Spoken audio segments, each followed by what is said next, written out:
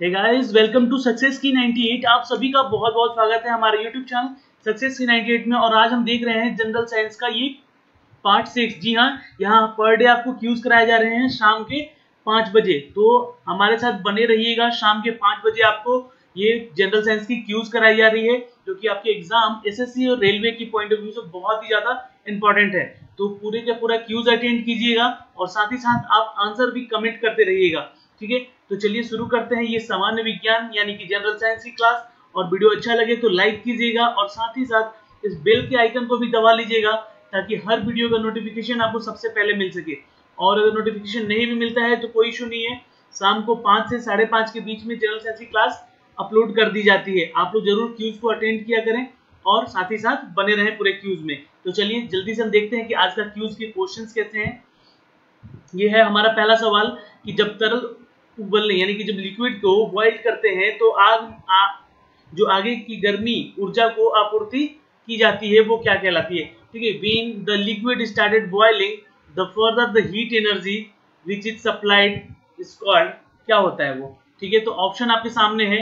Increase the temperature of the liquid is the observe latent heat of the vaporisation by the liquid is lost the surrounding such, और या फिर increase the kinetic energy, sorry ये kinetic energy के यहाँ पे लिख दिया short में। ठीक है, increase the kinetic energy of the particle in the liquid. तो आप ऑप्शन आपके सामने है और आपको आंसर देना है। नीचे जाकर कमेंट बॉक्स में इसका आंसर आप कमेंट कर सकते हैं। ठीक है, तो पूछा गया है सवाल, when the liquid started boiling the further heat energy which is supplied. बच्चे तो आंसर है it's B, is observed as the latent heat of the vaporisation by the liquid. ध्यान रखिएगा, तरल जो होता है यानी लिक्विड जो होता है, तरल कहते हैं इसको हिंदी में, द्वारा वाष्पीकरण की अव्यक्त गर्मी के रूप में इसे अवशोषित कर लिया जाता है। ठीक है, तो इस पॉइंट को नोट कर लीजिएगा पूरा, और इसको इस क्वेश्चन को भी, क्योंकि ये क्वेश्चन आपके एसएससी सीजीएल 2008 में पूछ चुका है। ठीक है, तो क्वेश्चन सारे इंपॉर्टेंट हैं और आए हुए हैं। अगला हमारा सवाल है, देखिए ये स्टेटमेंट दिए हुए हैं, दो ए और बी स्टेटमेंट दिए हुए हैं, और इन दोनों स्टेटमेंट से आपको बताना है कि क्या यह कथन सत्य है या नहीं। ठीक है, तो स्टेटमेंट ए पढ़ते हैं।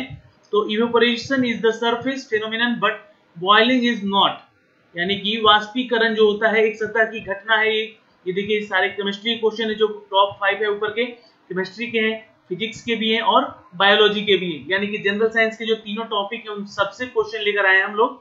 ठीक है, तो ये केमिस्ट्री से क्वेश्चन बन रहा है, इसलिए आपको मैंने बता दिया, कंफ्यूज मत होइएगा बायो और केमिस्ट्री में। तो स्टेटमेंट 1 क्या कहता है कि evaporation is the surface phenomenon but boiling is not, and second statement is what, the diffusion of the gases various inversely as the square root of the their destination.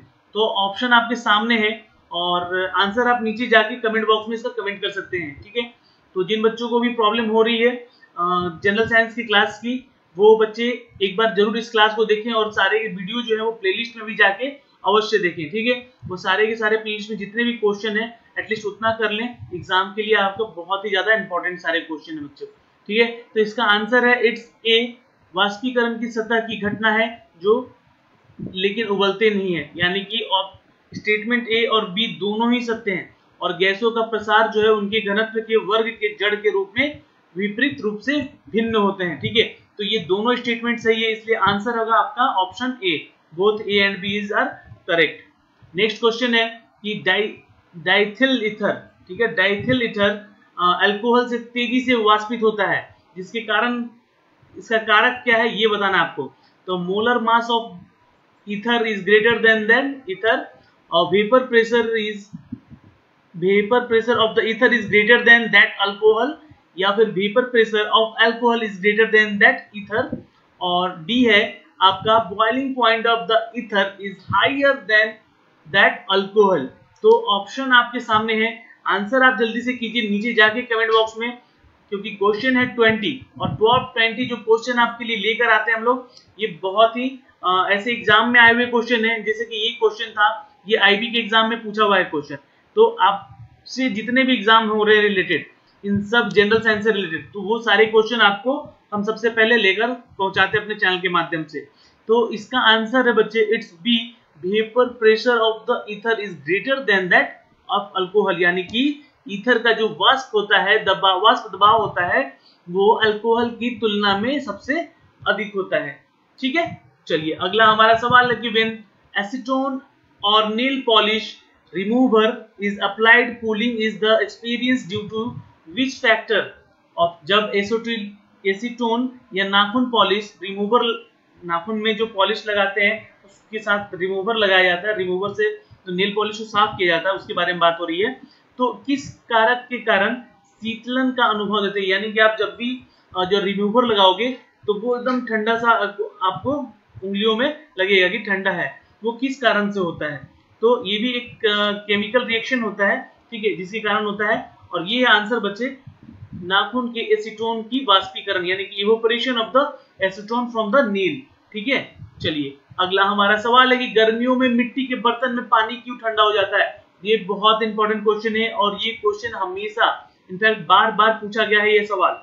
और ये देखा जाए तो अगर 10 सालों में अगर जितने भी एसएससी रेलवे की बात करेंगे आप, तो ये क्वेश्चन केमिस्ट्री से बनकर आता है हमेशा, और इसका आंसर बहुत लड़के गलत भी करते हैं। तो देखो यहाँ पे आपको आंसर ऐसे देना है कि बताना है उसका कारण, कि जितने भी ऑप्शन दिए हुए हैं उसमें से सारे सही हैं या इनमें से कुछ सही हैं, तो उनका कॉम्बिनेशन करके बताना है आपको यहाँ पे। तो why water kept in the earthen pot become cool is in summer. क्यों होता है गर्मियों में मिट्टी के बर्तन में पानी रखा हुआ ठंडा क्यों होता है। तो बच्चे आंसर है इट्स सी, ए और बी इज करेक्ट है। तो ए और बी क्या है, तो छिद्रों के माध्यम से पानी से निकलने हुए अणु और शीतलन का कारण बनता है, और साथ ही साथ मिट्टी के बर्तन मिट्टी से बने होते हैं, जिसके कारण जो इसके वेपोराइजेशन जो होता है ना ये मॉलिक्यूल्स का, ठीक है, तो इसके कारण पानी ठंडा होता है। ये बस दो कारण है इसका। ठीक है, चलिए अगला हमारा सवाल है कि विच of the following is needed by the surgeon during surgery. शल्य चिकित्सा के दौरान सर्जन द्वारा निम्नलिखित में से किसकी आवश्यकता है। तो वो है बच्चे इट्स सी, ईथर की। जब भी आप सर्जन को देखोगे वो जब भी ऑपरेशन करता है तो ईथर लगाकर ही सामने वाले के बॉडी में, जिससे मान लो आपके उंगलियों में कुछ कटा हो और उसको डॉक्टर अगर सर्जन करके निकालना चाहता है, कुछ गया हो अंदर घाव बना हो, उस घाव को निकालने के लिए उसको वहां पे ईथर का छिड़काव करना पड़ता है, ताकि वो उतनी दूर की एरिया को सुन कर दे, ठीक है, यानी कि नगण्य कर दे। चलिए अगला हमारा सवाल है बच्चे कि which instrument is used to measure altitude in the aircraft. अब ये फिजिक्स से क्वेश्चन बन रहे हैं। देखिए 6 क्वेश्चन टोटल यहाँ पे आए थे केमिस्ट्री के, ये क्वेश्चन फिजिक्स का है, ध्यान दीजिएगा और आंसर इसके साथ कमेंट कीजिए। विमान में ऊंचाई को मापने के लिए किस उपकरण का उपयोग किया जाता है।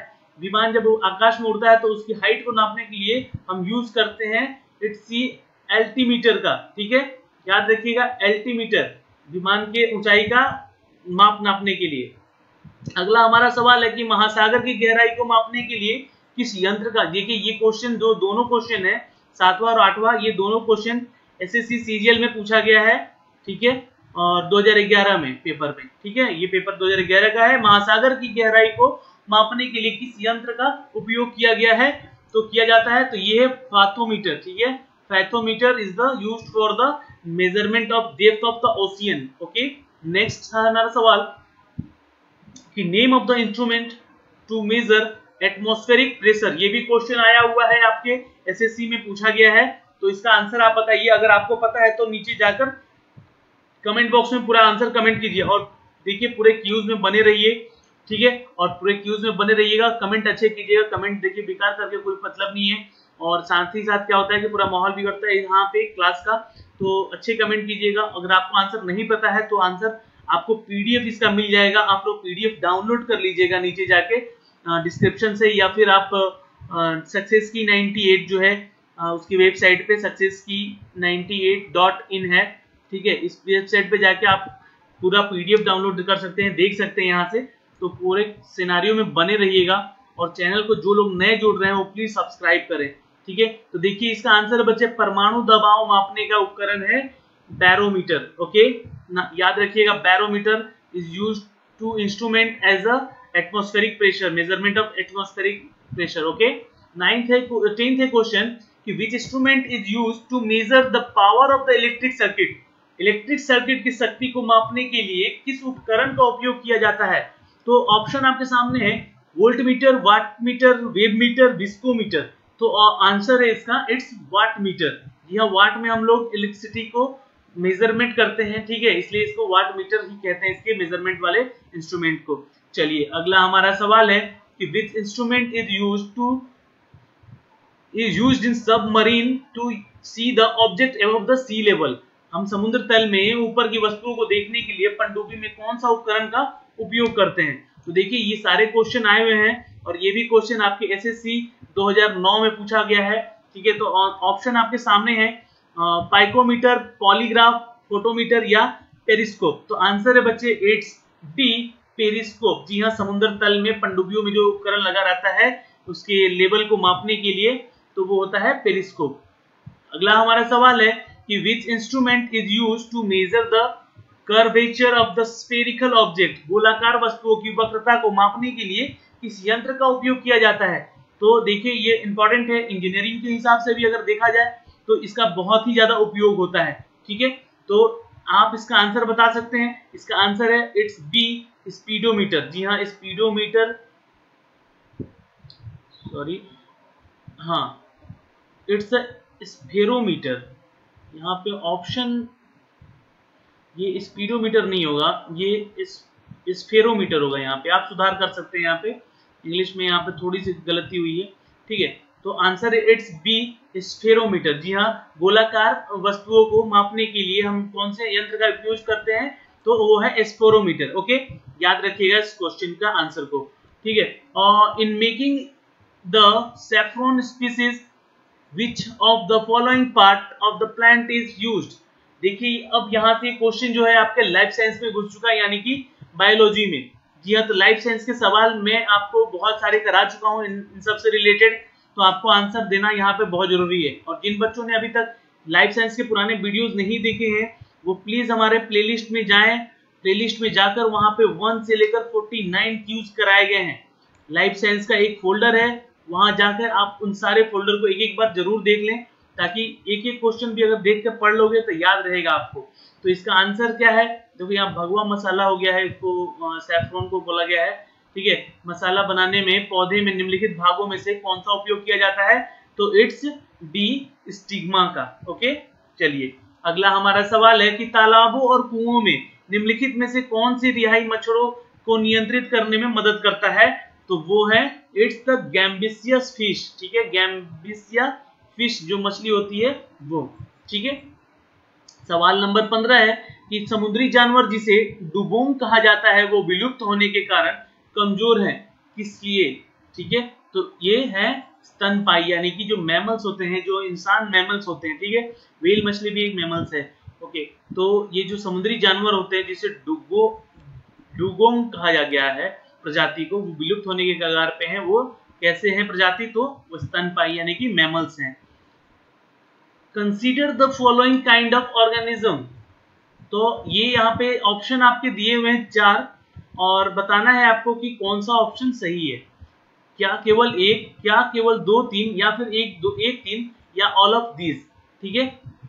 तो क्वेश्चन है consider the following kind of organism, bacteria, fungi, following plants, some species of which of the above kind of organism are employed as a bioseptic, ठीक है। तो इसका आंसर आप बता सकते हैं। इसका आंसर है बच्चे इट्स डी, यानी कि ऑल ऑफ द एबव, यानी कि ये देखो चौथा ऑप्शन है, ठीक है। चौथा ऑप्शन है, ये क्वेश्चन मार्क नहीं है यहाँ पे। तो some species of which of the above kind, जितने भी एबव में दिए हुए स्पीसीज के नाम, organism are employed by the biopesticides, ठीक है। तो ये जो है बैक्टीरिया भी बायोपेस्टिस है, फंगीज भी है और फ्लोरिंग प्लांट्स भी हैं, ठीक है। तो इन सबको कंसीडर करके बताना था आपको कि क्या ये चारों के चारों ऑप्शन जो हैं आपके सही है। ये क्वेश्चन था एक्चुअली यहाँ पे, ठीक है। और ये आपका एक दिया हुआ था, एक निर्देश दिया हुआ है, एक इंस्ट्रक्शन दिया हुआ है, ठीक है। तो ये क्वेश्चन था और ये ऑप्शन थे आपके कि ये 3 ऑप्शन थे, बताना था कि ये तीनों होंगे या फिर 1 या 2 या 3 या 1 और 3, ठीक है, ऐसा। तो आंसर है आपका जी, ऑल ऑफ दीज, ठीक है, all of these are the kind of organism are employed the biopesticides. Okay, चलिए 17वां सवाल है हमारा कि anosmia, what is anosmia? Anosmia क्या है? तो स्वाद की भावना का नुकसान, गंध की भावना का नुकसान, या फिर स्पर्श की भावना का नुकसान, या गर्मी की भावना का नुकसान। तो ये है बच्चे it's b loss of the sense of the smell. Anosmia में हम सूंघने की शक्ति को यानी क्षमता को खत्म कर देते हैं, ठीक है, तो आंसर है इट्स बी। चलिए अगला हमारा सवाल है कि टिक्स यानी कि जो टिक्स होते हैं और मिट्स होते हैं यानी पतंग, यानी कि जो ऐसे कह सकते हैं इनको इंसेक्ट होते हैं, एक तरह एक सॉरी इट्स आर्किड, ठीक है, ऐसे कीड़े मकोड़े इनको कह सकते हैं एक्चुअली, जिनके 6 या 7 पैर होते हैं, ठीक है, उनको आर्किनिड्स कहते हैं। जैसे कि आपका मकड़ी हो गया, बिच्छू हो गया, ये सब जो प्रजातियां हैं ये टिक्स और मिट्स कहलाती हैं। एक्चुअली देखो यहाँ पे दिया है Arachnids are the class of the joint legs in invertebrate animal in the subphylum Calyptra. Almost the adult arachnids have 8 legs, all the font of the fair legs. यानी कि उनके टोटल 8 पैर होते हैं या 6 पैर होते हैं ऐसे कॉम्बिनेशन में। तो आप लोगों ने अगर घर में मकड़ी देखा होगा तो इस जो स्पाइडर कहलाता है, मकड़ियों के भी पैर होते हैं 8, ठीक है, बिच्छुओं के भी होते हैं 12। एक्चुअली ऐसे ही करके ये सब जो होते हैं ये इस प्रजाति में आते हैं, कौन से? आर्किनिड्स के, ठीक है। चलिए अगला हमारा सवाल है in the eyes donation which part of the eyes is transplanted from the donor. जी हाँ, आंख दान में आंख का कौन सा हिस्सा दान प्रत्यारोपित होता है? तो वो है बच्चे इट्स रेटिना, ठीक है, सॉरी इट्स कॉर्निया। आंसर है इट्स कॉर्निया। याद रखिएगा आंख का जो पार्ट होता है रेटिना नहीं होता है, रेटिना तो उसके अंदर ही होता है, ठीक है। कॉर्निया जो पार्ट है हमारे आंख का, ये जो होता है ये जो डोनेटेड पार्ट होता है, यानी कि अगर कोई आप अपना नेत्र दान करेंगे तो कॉर्निया वाला हिस्सा ही आपको दान करना होता है, ठीक है। चलिए अगला हमारा सवाल है कि इफिड्स पौधे जो अन्य पौधों पर निर्भर करते हैं वो होते हैं इट्स यांत्रिक समर्थन, यानी कि मैकेनिकल सपोर्ट की वजह से, ठीक है। इपिथ्स जो होते हैं, इपिथ्स पौधे जो होते हैं अन्य पौधों पर निर्भर होते हैं क्योंकि उनके मैकेनिकल सपोर्ट पे डिपेंडेंट होते हैं, ठीक है। तो ये क्वेश्चन जितने भी थे बहुत इंपॉर्टेंट थे, आए हुए क्वेश्चन थे, कुछ नए क्वेश्चन थे जो कि आपके एग्जाम के पॉइंट ऑफ व्यू से बहुत ही ज्यादा इंपॉर्टेंट थे, ठीक है। और साथ ही साथ मैं आपको बता दूं कि जितने भी अभी क्लासेस चल रही है, सुबह 10 बजे से कन्हैया सर की क्लास होती है जीए की, करंट अफेयर की, ठीक है। उसके बाद 11:45 में रीजनिंग की क्लासेस होती हैं, फिर उसके बाद 1 बजे आपको मैथ्स की क्लासेस दी जाती हैं यहाँ पे, उसके बाद 3 बजे फिर रीजनिंग की क्लासेस होती है जीतू सर के द्वारा, और 5 बजे जनरल साइंस की क्लास होती है जो कि अभी आपको मिल रहा है, ठीक है। और उसके बाद 7 बजे जो भी बच्चे नए हैं वो जान लें, 7 बजे इस आपको फिर से मैथ्स कराए जाते हैं एसएससी और रेलवे की अकॉर्डिंग, ठीक है। और 9 बजे आपको रीजनिंग कराई जाती है एसएससी और मैथ रीजनिंग के लिए, एसएससी और रेलवे के लिए। और साथ ही साथ फिर आपको 10:30 बजे मिलता है अविन सर की क्लास जो कि जीके का है, जी हाँ, जनरल नॉलेज का है, जो कि बहुत ही ज्यादा इंपॉर्टेंट है, ठीक है। तो आप सारे के सारे क्लासेस अटेंड करें, हमारे साथ बने रहें। ऑनलाइन तैयारी चल रही है आपके रेलवे, एसएससी और बैंकिंग को लेकर, तो पूरा का पूरा हमारा सिनारियो बंधा हुआ है आपके साथ। आप दिन भर हमको मिल सकते हैं मंडे टू सैटरडे, ठीक है। तो हमारे साथ बने रहने के लिए बहुत बहुत धन्यवाद। शेयर कीजिएगा इस वीडियो को अपने दोस्तों में और सब्सक्राइब कीजिएगा सक्सेस की 98 को। चलिए आज के लिए इतना ही, मिलते हैं कल आपसे एक नए वीडियो में।